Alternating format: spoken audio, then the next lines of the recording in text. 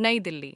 दिल्ली में भारतीय जनता पार्टी की सरकार बनने पर सिंधी समाज की महत्वपूर्ण भूमिका। यह जानकारी सिंधु समाज दिल्ली पंजीकृत के महासचिव श्री नरेश कुमार बेलानी ने सिंधु भवन राजेंद्र नगर में आयोजित प्रेस वार्ता में पत्रकारों से कही।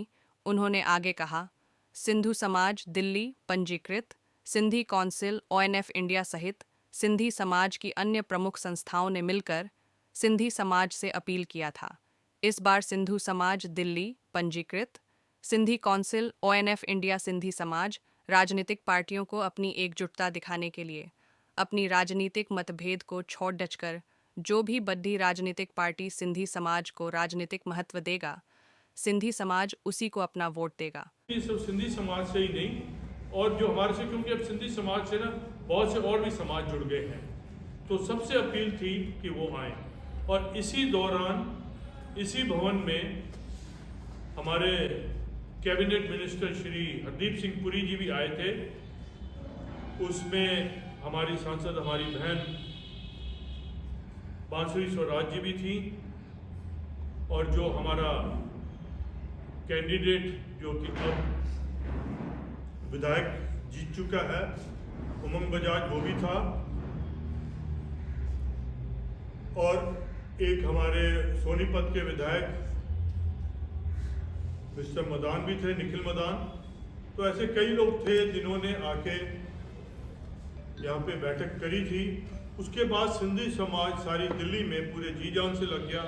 हर एक ने अपने तरीके से घरों में जा के लोगों से मिल के, सिर्फ सिंधियों से ही नहीं बट अलग अलग समाज के लोगों से, अलग अलग वर्ग के लोगों से मिल के, मतलब कि हमने कुछ, जैसे मैंने और मेरे प्रधान ने, हम कई लोगों के पास गए, कई के घरों में गए। कोई हमने उसके फ़ोटो नहीं डाले, क्योंकि फ़ोटो डालने से कई बार चीज़ें नेगेटिव हो जाती हैं। तो इसलिए हमने उनसे जाके एश्योरेंस ली, और ना कि राजेंद्र नगर में बट दिल्ली के और इलाकों में भी, खास करके इस विधानसभा में तो जैसे इंदरपुरी है, नारायणा है, हम जहाँ जहाँ भी हमारे जानने वाले थे या किसी के अप्रोच लेके कई 5 जनों की, कई 10 जनों की जाके हमने घरों में बाकायदा मीटिंगें करी।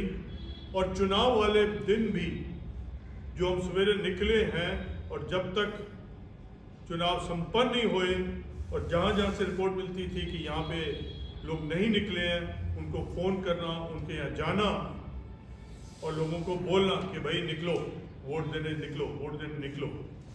तो काफ़ी अच्छी संख्या में वोटिंग हुई, और उसका नतीजा आप सबके सामने है।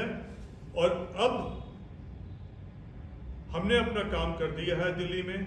अब हमारे जो अपेक्षा है पार्टी से है, भारतीय जनता पार्टी से है, कि जो जो उन्होंने हमारे को वादे करे थे उसमें अब हमारे को, हमारा भागीदारी कहें या कुछ भी कहें, जो हमारा हक है वो हमें मिल गएगा। जैसे अभी कुछ निगम पार्षद के भी चुनाव होने हैं, तो उसमें भी कोई, हमें उम्मीद है किसी न किसी सिंधी को भागीदारी मिलेगी। तो मेरी ये पूरी अपेक्षा है कि इस बारी किसी न किसी तरीके से हमें संगठन में और सरकार में कुछ न कुछ भागीदारी मिलेगी। प्लस मेरी उनसे ये भी रिक्वेस्ट है, जो भी हमारी सिंधी संस्थाएं हैं, अगर जहाँ पे कोई अपॉइंटमेंट होनी है, उसके लिए भी हम लोगों से सलाह लेके उधर कौन से सिंधी को कैसे अपॉइंट करना क्या है, उसमें भी हमारे से सलाह ली जाए, ताकि वो समाज के लिए, देश के लिए, शहर के लिए अच्छा काम कर सके। अब और जो जैसे है, अब मैं करूँगा विकास की बात। जैसे अब तो कोई हमारे पास एक्सक्यूज नहीं है, अब सेंटर भी हमारा भाजपा का, सांसद भी हमारी है, सांसद हमारी हो गई, इस एरिया की खास करके बात करूँगा, विधायक भी हमारा हो गया, और अब तो निगम पार्षदा भी हमारी है। तो तीनों, ये डबल नहीं ट्रिपल इंजन से इस राजेंद्र नगर विधानसभा में तो विकास होएगा, मुझे पक्का है। इनफैक्ट बहुत सी जगह हैं ऐसी जहाँ पे कि विकास अच्छे से होगा, और जहाँ तक मैं समझता हूँ कि विकास अब मोदी जी का ड्रीम होगा कि दिल्ली को जो है वर्ल्ड की मुझे नंबर 1 कैपिटल बनाना है। पहले मैं सभी दिल्ली वासियों को बहुत बहुत बधाई दूंगा भाजपा बहुत भारी बहुमतों से और काफ़ी सीटों से पूर्ण उनको जो है ये मेजॉरिटी मिली, भाजपा की सरकार बनी और जो है ये 27 साल के बाद जो ये सरकार बनी, इससे काफ़ी अपेक्षाएं सारे दिल्ली वासियों ने लगा रखी हैं। सिंधी समाज जो है अपने आप में अब काफ़ी दिन ब दिन सक्षम भी होता जा रहा है और इनको प्रतिनिधित्व चाहिए। इसी प्रतिनिधित्व के बारे में नरेश बेलानी जी ने और हमारे सारे सिंधी समाज की सभी संस्थाओं ने पहले भी बात की थी और एक बार फिर भी मतलब हम चाहते हैं कि सिंधी समाज बहुत ही अपना जुझारू, मेहनती, कर्मठ अपने कामों के बारे में, अपनी योजनाओं के बारे में, अपने सारा सहयोग के बारे में बहुत अच्छी समाज है और चाहती है कि वो हमारे को कोई प्रतिनिधित्व मिले। ये एक बात तो हमने रखी थी और हमें उम्मीद है कि अब हम प्रतिनिधित्व की बात जो है हमारी सरकार के कानों में, भाजपा के कानों में जा चुकी है। बार बार दोहराने से कोई बात नहीं और अब चाहेंगे कि विकास भी हो, दिल्ली को बहुत सुंदर बनाया जाए, यही अपेक्षा है। सिंधी समाज हमेशा जुड़ा रहा है, आगे भी जुड़ेगा और सरकार के कामों में पूरा सहयोग देगा। इन्हीं बातों से मैं अपनी बात को विराम देता हूँ। जैसे मैंने अभी पहले ही बताया कि सिंधु समाज का बहुत योगदान रहा है। कम से कम 17-18 सीटें ऐसी रही हैं जहाँ पे सिंधु समाज के वोटर ने फर्क डाला है। तो उसके एवज में, जैसे मैंने बोला आपसे पहले भी, कि उसके एवज में हमारा समाज एक्सपेक्ट करता है कि उसका हमने जो मान सम्मान दिया है पार्टी को, या जो हमारे कहने, क्योंकि अब ये है कि अब जो सिंधीज हैं हमारे, या वो हमारे से फ़ोन करके पूछते हैं, भाई हमने तो अपने काम कर दिया, अब आगे क्या? तो हमारा जवाब उनको यही है कि अभी रुकिए, सरकार बनने दीजिए, फिर हमें उम्मीद है कुछ न कुछ होएगा। तो हमें उम्मीद है कि हमारा को कुछ न कुछ जरूर मिलेगा। उम्मीद ही है या सारे काम हो जाएंगे? उम्मीद एक बहुत बड़ी चीज होती है। नहीं, बिल्कुल हमें, देखिए अब मैं 100% तो बहुत 5 साल तो नहीं, उम्मीद ये नहीं, 5 साल वाली उम्मीद नहीं है। मैंने क्या कहा कि सरकार बनने के बाद जल्द ही कुछ न कुछ होएगा।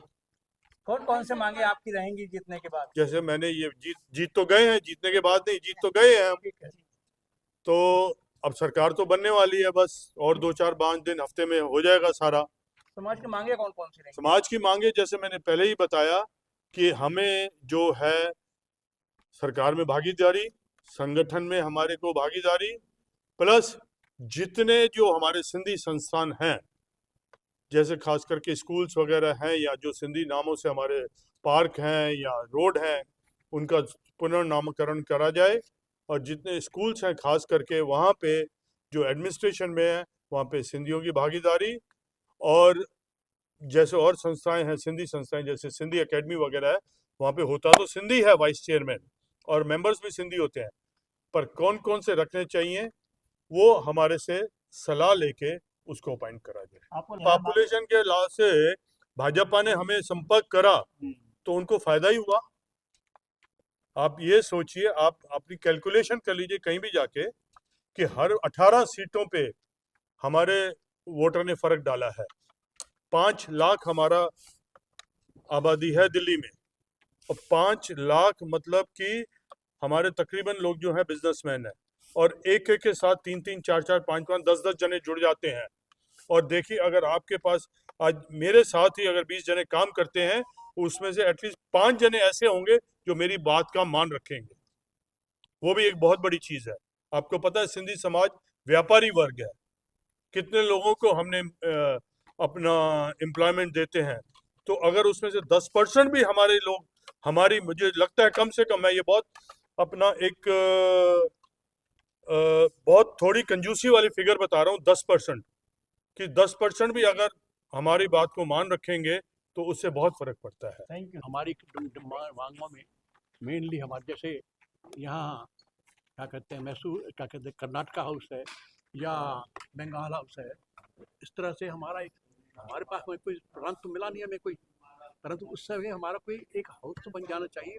इसके लिए ज़मीन दें, फिर बनवाया जाए। जैसे इस तरह से हमारे जो लोग बाहर से आते हैं वो कुछ ठीक तरह से रहेंगे और हमारा भी एक ठिकाना हो जाएगा। वैसे तो सिंधु समाज की आवाज़ बहुत लंबी है। सिंधु समाज सिर्फ राजनगर का नहीं है, दिल्ली का है। दिल्ली से क्या बाहर हिंदुस्तान का भी है। तो हमारे जो इस हमने अप्रोच करी तो सभी अपने मेंबर्स के थ्रू अप्रोच करी, भाई हमारा ये बीजेपी को हम संपोर्ट कर रहे हैं, आप इनको वोट दीजिए।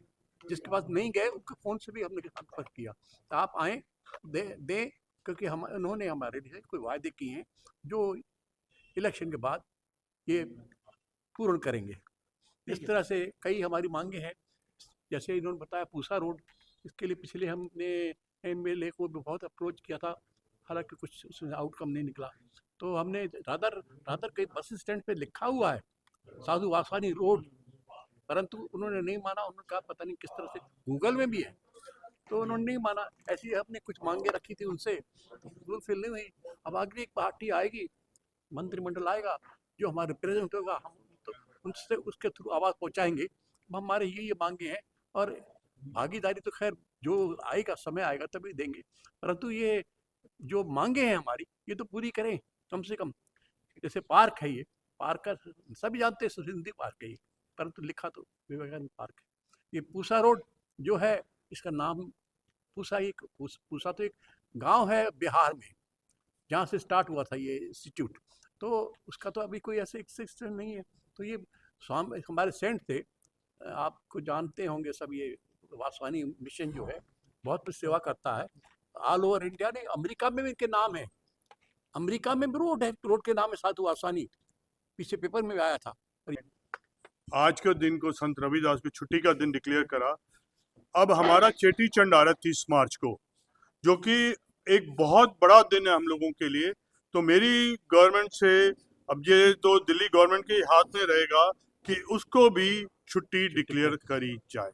ये एक हमारी सबसे बहुत बड़ी मांग है, और मैं इसके लिए पूरे जोर शोर से अपने सब की बहनों की तरफ से, सिंधी समाज की तरफ से एक हमारा ये इमोशनल है कि 30 मार्च को छुट्टी का दिन डिक्लेयर करे जाए। जय झूलेलाल। सरकार बनी, और मेरा यही कहने का मतलब है, हमारे समाज हमेशा ऑलवेज जो भी अच्छे काम होंगे उसके लिए पूरी सहायता देगी, और हमें उम्मीद है कि गवर्नमेंट भी हमारे साथ रहेगी। बस मैं इतना ही कहता हूँ, बाकी तो हमारे कई नेताओं ने सब कुछ कह दिया, तो वही चीज़ कहने से कोई फायदा नहीं है। इसीलिए मैं जय श्री राम, जय झूलेलाल।